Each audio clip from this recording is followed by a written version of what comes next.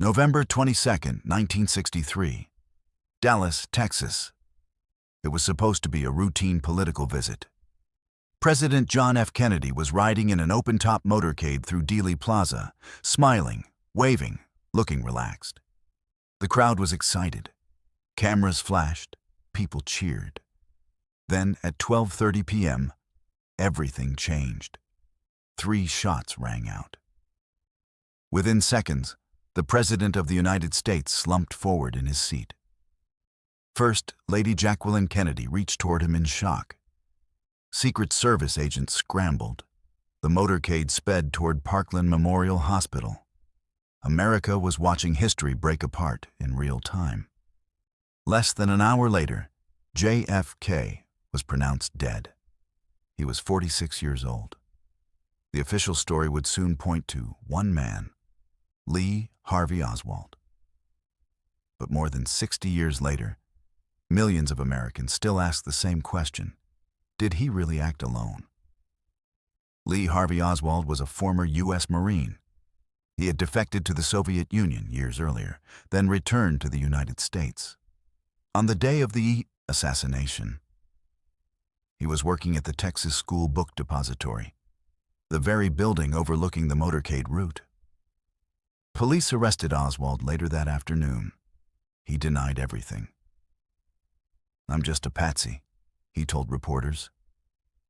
2 days later, before he could stand trial, Oswald himself was shot and killed on live television by nightclub owner Jack Ruby.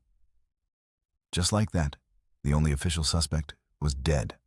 No trial, no cross-examination, no public testimony. And that's when the doubts really began. In 1964, the U.S. government formed the Warren Commission to investigate the assassination. Their conclusion was clear.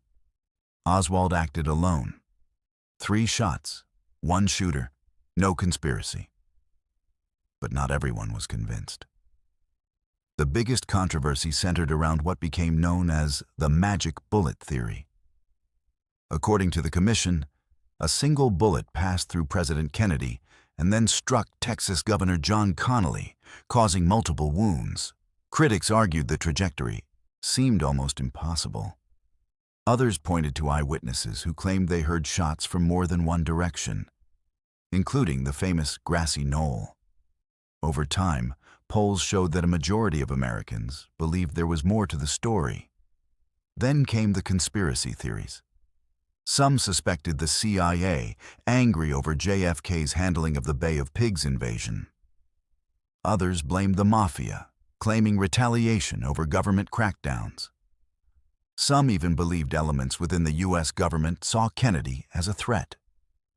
In the 1970s, the House Select Committee on Assassinations reopened the investigation. Their conclusion: they stated JFK was probably assassinated as a result of a conspiracy. But they could not identify who was responsible.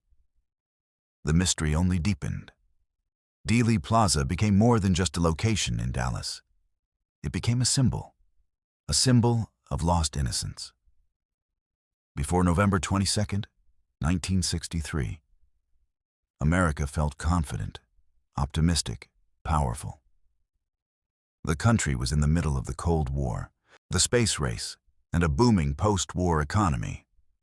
After the assassination, something shifted. Trust in government slowly eroded. Suspicion grew. A generation began to question official narratives. The assassination of John F. Kennedy didn't just take a president's life. It changed the psychological direction of the United States. Today, classified documents continue to be released in phases. Each release sparks new headlines, new debates, new theories. Yet the core mystery remains unresolved in the public mind. Was it truly one man with a rifle? Or was there something bigger happening behind the scenes? History records the official conclusion, but history also records the doubt. And sometimes, doubt lasts longer than certainty. More than 60 years later, the shots fired in Dallas still echo across American history.